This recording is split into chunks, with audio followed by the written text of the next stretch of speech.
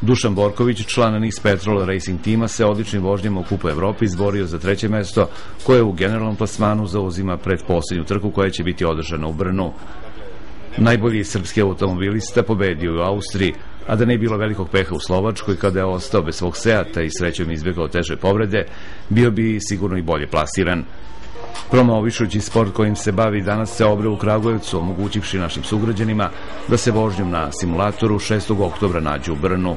Kragujevac smo naravno izabrali kao vrlo interesantan, pre svega ovako druželjubivi su ljudi, a i to je automobilski grad, tako da nadam se da će upravo iz Kragujevca da pobednik ide sa mnom na trku. Dolazak najbržeg Srbina u Kragujevac mnogo će značiti za dalju afirmaciju ovog sporta u gradu, koji ima izuzetno bogatu tradiciju u automobilizmu. Kragujevac se vratio na mapu proizvođača automobila, ali treba se vratiti i automobilizam.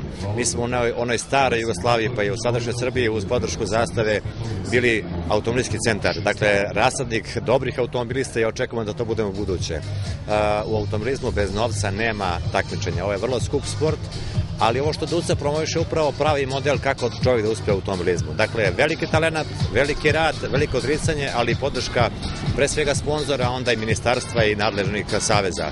Poslednje trci moći će da prisustvuju i najuspešniji u vožnji VTC 7 simulatora, koji koristi sam Borković iz Čačka, Beograda i njegovog rodnog Pančeva, koje će takođe posjetiti.